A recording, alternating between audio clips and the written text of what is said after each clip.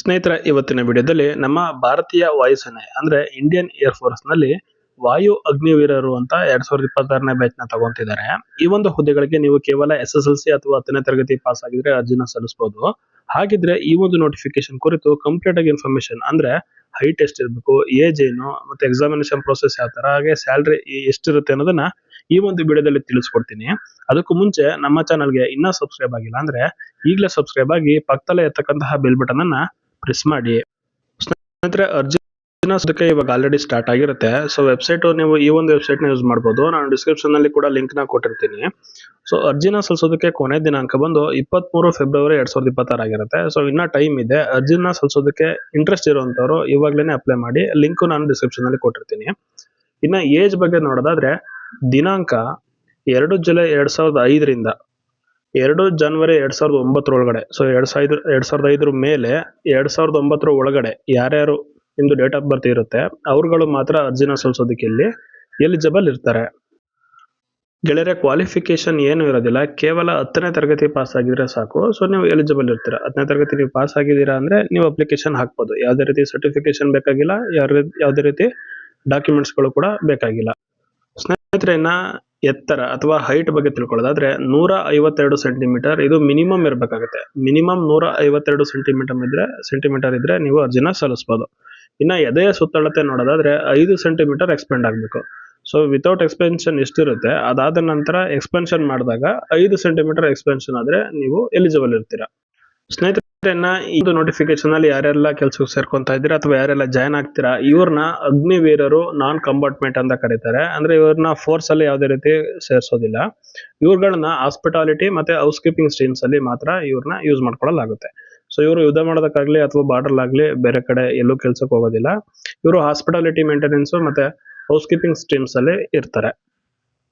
ಸ್ನೇಹಿತರೆ, ಅರ್ಜಿನ ಸಲ್ಲಿಸುತ್ತೆ ಅಂತ ನೀವು ಕೇಳೋದಾದ್ರೆ ಈ ಒಂದು ವೆಬ್ಸೈಟ್ ನಲ್ಲಿ ನೀವು ನಾನು ಡಿಸ್ಕ್ರಿಪ್ಷನ್ ಲಿಂಕ್ ಕೊಟ್ಟಿರ್ತೀನಿ. ಆ ವೆಬ್ಸೈಟ್ ನಲ್ಲಿ ಹೋಗಿ ಒಂದು ಅಪ್ಲಿಕೇಶನ್ ಫಾರ್ಮ್ ನ ಡೌನ್ಲೋಡ್ ಮಾಡ್ಕೋಬೇಕಾಗುತ್ತೆ. ಸೊ ಅದನ್ನ ಪ್ರಿಂಟ್ ಔಟ್ ತಗೊಂಡು ಅದನ್ನ ಫಿಲ್ ಮಾಡಿ ಈ ಒಂದು ಅಡ್ರೆಸ್ ಗೆ ನೀವು ಡಾಕ್ಯುಮೆಂಟ್ ಗಳನ್ನ ಅಟ್ಯಾಚ್ ಮಾಡಿ, ಅಂದ್ರೆ ಜೆರಾಕ್ಸ್ ಕಾಪೀಸ್ ಆಫ್ ಡಾಕ್ಯುಮೆಂಟ್ ನ ಸೆಲ್ಫ್ ಅಟೆಸ್ಟ್ ನ ಮಾಡಿ ಅಪ್ಲಿಕೇಶನ್ ಫಾರ್ಮ್ ನ ಫಿಲ್ ಮಾಡಿ ಈ ಒಂದು ಅಡ್ರೆಸ್ ಗೆ ಕಳಿಸ್ಬೇಕಾಗುತ್ತೆ. ಸೊ ನಾವು ಬೆಂಗಳೂರು ಕರ್ನಾಟಕ ಆಗಿರೋದ್ರಿಂದ ಬೆಂಗಳೂರು ರೀಜನ್ ಗೆ ಅಪ್ಲೈ ಮಾಡಬೇಕು.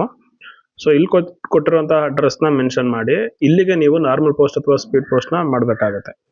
ಸೊ ಆ ಫಾರ್ಮ್ ನ ಫಿಲ್ ಮಾಡೋದು ಯಾವ ತರ ಅಥವಾ ಆ ಫಾರ್ಮ್ ನ ಹೇಗೆ ಡೌನ್ಲೋಡ್ ಮಾಡ್ಕೊಳ್ಳೋದು ಅಥವಾ ನಿಮಗೆಲ್ಲ ಬೇಕು ಅನ್ನೋದಾದ್ರೆ ಯಾವ್ದಾದ್ರು ಒಂದು ಗ್ರೂಪ್ ಅಲ್ಲಿ ನಾನು ಹಾಕಿರ್ತೀನಿ, ನಮ್ಮ ಟೆಲಿಗ್ರಾಮ್ ಗ್ರೂಪ್ ಅಲ್ಲಿ. ಸೊ ಬೇಕು ಅಂದ್ರೆ ನೀವು ಬೇಕಿದ್ರೆ ಕಾಮೆಂಟ್ ಮಾಡಿ, ಫಿಲ್ ಮಾಡೋದು ಯಾವ ತರ ಫಿಲ್ ಮಾಡಿ ತೋರಿಸಿ ಅಥವಾ ಆ ಫಾರ್ಮ್ ನ ಕಳಿಸಿ ಅಂದ್ರೆ ನಾವು ನಮ್ಮ ಟೆಲಿಗ್ರಾಮ್ ಗ್ರೂಪ್ ಅಲ್ಲಿ ಅದನ್ನ ಅಪ್ಲೋಡ್ ಮಾಡ್ತೀವಿ. ಸ್ನೇಹಿತರೆ, ಬೆಂಗಳೂರಲ್ಲೇನೆ ತುಂಬಾ ಕಡೆ ಪ್ಲಾಂಟ್ಸ್ ಇರುತ್ತೆ ಇವ್ರದ್ದು ಕ್ಯಾಂಪ್ಗಳು. ಸೊ ನಿಮಗೆ ಯಾವ್ದು ಇಷ್ಟ ಆಗುತ್ತೆ ಅಲ್ಲಿಗೆ ಅಪ್ಲೈ ಮಾಡಿ. ಸೊ ಇದೇ ಪ್ಲಾಂಟ್ ಬೇರೆ ಅಥವಾ ಇದೇ ಕ್ಯಾಂಪ್ ಬೇರೆ, ಇದೇ ಕ್ಯಾಂಪ್ ಬೇರೆ, ಇದಲ್ದೇನೆ ತುಂಬಾ ಬೆಂಗಳೂರಿಗೆ ಅಂತಾನೆ ಒಂದು 3-4 ಇದೆ. ಸೊ ನಿಮ್ಗೆ ಯಾವ ಕ್ಯಾಂಪ್ ಇಷ್ಟ ಆಗುತ್ತೆ ಆ ಕ್ಯಾಂಪ್ಗೆ ನೀವು ಅಪ್ಲಿಕೇಶನ್ ನ ಹಾಕಿ. ಸ್ನೇಹಿತರೆ, ಸ್ಯಾಲರಿ ಅಂದ್ರೆ ನಿಮಗೆ ತಿಂಗಳಿಗೆ 30,000 ಅಂತ ಗ್ರಾಸ್ ಸ್ಯಾಲರಿ ಸಿಗುತ್ತೆ ಮೊದಲನೇ ವರ್ಷ. ಇದರಲ್ಲಿ ನಿಮ್ಗೆ ಕೈಗೆ 70% ಅಂದ್ರೆ 21,000 ರೂಪಾಯಿ ನಿಮ್ಗೆ ಕೈಗೆ ಕೊಡ್ತಾರೆ. ಇನ್ನ ಮಿಕ್ಕಿರುವಂತ 9,000ನ ಅವರೇ ಇಟ್ಕೊಂತಾರೆ. ಅದು ನಿಮ್ಮ ಫಂಡ್ ಗೆ ಹೋಗ್ತಾ ಇರುತ್ತೆ ಎವ್ರಿ ಮಂತ್. ಅದೇ ಫಂಡ್ ಗೆ ಗೌರ್ಮೆಂಟ್ ಕೂಡ ಏರ್ ಫೋರ್ಸ್ 9,000 ಹಾಕುತ್ತೆ. ಅಂದ್ರೆ ನಿಮ್ಮಿಂದ ಕಟ್ ಮಾಡ್ಕೊಳ್ಳೋ 9,000 ಜೊತೆಗೆ ಅವ್ರು ಸೇರಿಸುತ್ತೆ 9,000. ಈ ಎರಡು ಅಮೌಂಟ್ ನಿಮ್ ಕೈಗೆ ಸಿಗೋದಿಲ್ಲ ಸ್ಟಾರ್ಟಿಂಗ್. ನೀವು ರಿಟೈರ್ ಆಗ್ಬೇಕಾದ್ರೆ ನಿಮ್ಮನ್ನ ಮನೆಗೆ ಕಳಿಸ್ಬೇಕಾದ್ರೆ ನಿಮ್ಮ ಟೆನ್ಯೂರ್ ಕ್ಲೋಸ್ ಆದ್ಮೇಲೆ ನಿಮ್ಗೆ ಈ ಅಮೌಂಟ್ ಸಿಗುತ್ತೆ. ಸೊ ಸದ್ಯಕ್ಕೆ ನಿಮ್ಗೆ ಮೊದಲನೇ ತಿಂಗಳು 21,000 ಸಿಗುತ್ತೆ ಮೊದಲನೇ ವರ್ಷ. ಎರಡನೇ ವರ್ಷ ನಿಮ್ಗೆ 23,100 ರೂಪಾಯಿ ಸಿಗುತ್ತೆ. ಸೊ ಮೂರನೇ ವರ್ಷ 25,500 ರೂಪಾಯಿ ಸಿಗುತ್ತೆ.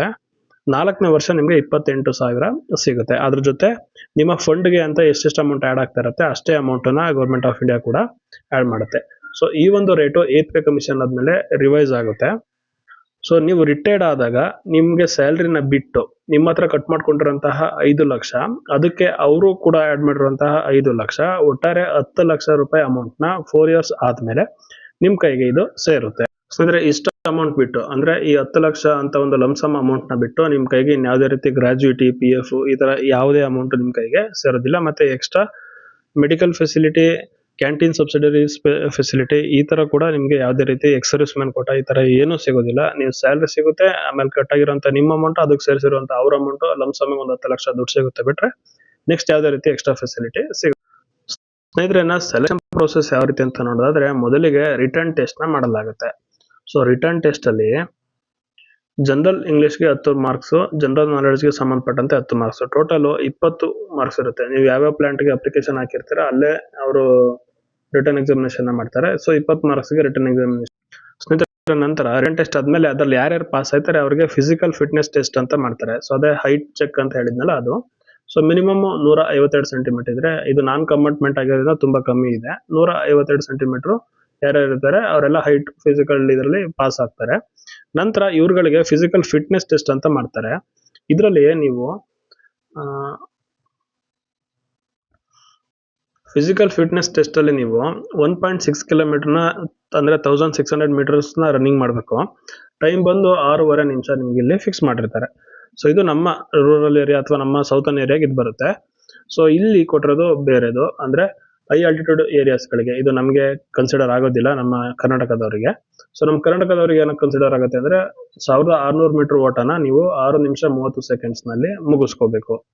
ಸೊ ಅದ್ರಲ್ಲಿ ಕ್ಲಿಯರ್ ಆದವ್ರಿಗೆ 10 ಪುಷಪ್ಸ್ ಇರುತ್ತೆ 1 ನಿಮಿಷದಲ್ಲಿ. ನೆಕ್ಸ್ಟ್ 10 ಸಿಟಪ್ಸ್ ಇರುತ್ತೆ, ಅದು ಕೂಡ 1 ನಿಮಿಷದಲ್ಲಿ. ನಂತರ 20 ಸ್ಕ್ವಾಟ್ಸ್ ಅಂದ್ರೆ ಬಸ್ಗೆ, ಇದು ಕೂಡ 1 ನಿಮಿಷದಲ್ಲಿ. ಸೊ ಇಷ್ಟು 3 ಇದು ಫಿಸಿಕಲ್ ಫಿಟ್ನೆಸ್ ಟೆಸ್ಟ್ 2. ರನ್ನಿಂಗ್ ಮಾಡೋದು 1. ಅದು ಒಂದರಲ್ಲಿ ಯಾರ್ಯಾರು 6.5 ನಿಮಿಷದಲ್ಲಿ ಓಡ್ತಾರೆ ಅವ್ರನ್ನ ಕನ್ಸಿಡರ್ ಮಾಡ್ಕೊಂಡು ನೆಕ್ಸ್ಟ್ ಈ ತರ 3 ಟೆಸ್ಟ್ಗಳನ್ನ ಮಾಡ್ತಾರೆ. ಸ್ನೇಹಿತರೆ, ನಂತರ ಸೂಟಬಿಲಿಟಿ ಟೆಸ್ಟ್ ಅಂತ ಮಾಡ್ತಾರೆ. ಸೊ ನಿಮ್ಮನ್ನ ಕೇಳೇ ಮಾಡ್ತಾರೆ. ನೀವು ಅನ್ವಿಲಿಂಗ್ನೆಸ್ ಕೊಟ್ರೆ ನೀವು ಬೇಕಾದ್ರೆ ಡಿಸ್ಕ್ವಾಲಿಫೈ ಆಗ್ಬೋದು, ಅಥವಾ ನಮ್ಗೆ ಈ ಕೆಲಸ ಮಾಡಕ್ ಆಗೋದಿಲ್ಲ ಅಂತ ನೀವು ಹೇಳಿದ್ರೆ ನೀವು ಆ ಕೆಲಸದಿಂದ ಡಿಸ್ಕ್ವಾಲಿಫಿಕೇಶನ್ ಆಗಿ ಮನೆಗೆ ಬರ್ಬೋದು. ಸೊ ಹಾಸ್ಪಿಟಾಲಿಟಿ ಯಾರು ಚೂಸ್ ಮಾಡ್ಕೊಂತಾರೆ, ಸೊ ಅವರಿಗೆ ಈ ತರ ಇರುತ್ತೆ. ಏನಂದ್ರೆ ಈಗ ಅಡುಗೆ ಮಾಡೋದಕ್ಕೆ ಅಥವಾ ಕುಕಿಂಗ್ ನ ರೆಡಿ ಮಾಡೋದಕ್ಕೆ ಯಾವ ತರ ಇರಬೇಕು ಅನ್ನೋದು, ಪ್ರಿಪ್ರೇಷನ್ ಆಫ್ ವೆಜಿಟೇಬಲ್ಸ್ ಆಗಿರ್ಬೋದು, ಅಥವಾ cutting of non veg, cutting of vegetable, ಹಾಗೆ ಪ್ರಿಪ್ರೇಷನ್ ಆಫ್ ಫುಡ್ಸ್ ಮತ್ತೆ ಡಿಶಸ್. ಸೊ ಈ ತರ ನೀವಲ್ಲಿ ಪರ್ಫಾರ್ಮ್ ಮಾಡ್ಬೇಕಾಗತ್ತೆ. ನಂತರ ನಿಮ್ಗೆ ನಾಲೆಡ್ಜ್ ಇರಬೇಕು, ಸ್ಯಾನಿಟೈಸೇಷನ್ ಮತ್ತೆ ಹೈಜಿನ್ ನ ಮೇಂಟೈನ್ ಮಾಡೋದಕ್ಕೋಸ್ಕರ ನಾಲೆಡ್ಜ್ ಇರಬೇಕು. ಹಾಗೇನೆ ಊಟನ ಬಡಿಸೋದಕ್ಕೆ, ವಾಟರ್ ಬಾಟ್ಲು ತಂದ್ಕೊಡೋದು, ಬೇವರೇಜಸ್ ನ ಸರ್ವ್ ಮಾಡೋದಕ್ಕೆ ನಿಮಗೆ ಎಕ್ಸ್ಪೀರಿಯನ್ಸ್ ಇರೋ ತರ ಸೊ ಅಲ್ಲಿ ಹೇಳ್ಕೊಡ್ತಾರೆ. ಅದನ್ನ ನೀವು ಪ್ರಾಕ್ಟೀಸ್ ಮಾಡ್ಬೇಕಾಗತ್ತೆ. ಸೊ ಹೌಸ್ ಕೀಪಿಂಗ್ ಕಡೆ ಕಾನ್ಸಂಟ್ರೇಟ್ ಮಾಡೋದಾಗೆ ಸೊ 2 ಇದೆ, ಹಾಸ್ಪಿಟಾಲಿಟಿ ಮತ್ತೆ ಹೌಸ್ ಕೀಪಿಂಗ್ ಅಂತ. ಹಾಸ್ಪಿಟಾಲಿಟಿ ಅಂದ್ರೆ ಸೊ ಅಡುಗೆ ಮಾಡೋದು, ಊಟ ಬಡಿಸೋದು, ಕುಕಿಂಗ್ ಮಾಡೋದು, ಸೊ ಈ ತರ ಇರುತ್ತೆ. ಇನ್ನು ಹೌಸ್ ಕೀಪಿಂಗ್ ಅಂದ್ರೆ ಮೇಜರ್ ಆಗಿ ಹೈಜಿನ್ ಆಗಿರೋದು, ಕ್ಲೀನ್ ಮಾಡ್ಕೊಳ್ಳೋದು. ಸೊ ರೋಡ್ಸ್ ಆಗಿರ್ಬೋದು, ಬಾತ್ರೂಮ್ಸ್ ಆಗಿರ್ಬೋದು, ಸೊ ಆಫೀಸ್ ಆಗಿರ್ಬೋದು. ಸೊ ಈ ತರ ಕ್ಲೀನಿಂಗ್ ಕಡೆಗೆ ಕಾನ್ಸಂಟ್ರೇಟ್ ಮಾಡೋರಿಗೆ ಹೌಸ್ ಕೀಪಿಂಗ್ ಕಡೆ ಅಲಾಟ್ ಮಾಡಿರ್ತಾರೆ. ಸೊ ಈ ತರ ನೀವು ಸ್ಪೆಷಲ್ ಟೆಸ್ಟ್ ಅವರು ಕಂಡಕ್ಟ್. ಇದಾದ ನಂತರ ನಿಮಗೆ ಮೆಡಿಕಲ್ ಎಕ್ಸಾಮ್ ಇರುತ್ತೆ. ಮೆಡಿಕಲ್ ಎಕ್ಸಾಮ್ ಕ್ಲಿಯರ್ ಆದ್ರೆ ತೆಗೆದಿರುವಂತಹ ಮಾರ್ಕ್ಸ್ ಗಳ ಮೇಲೆ, ಎಲ್ಲಾ ಟೆಸ್ಟ್ ಗಳು ತೆಗೆದಿರುವಂತಹ ಮಾರ್ಕ್ಸ್ ಗಳನ್ನ ನಿಮ್ಮನ್ನ ಸೆಲೆಕ್ಟ್ ಮಾಡ್ಕೊತಾರೆ. ಸ್ನೇಹಿತರೆ, ಅಪ್ಲಿಕೇಶನ್ ಹಾಕೋದು ಆಫ್ಲೈನ್ ಇರುತ್ತೆ.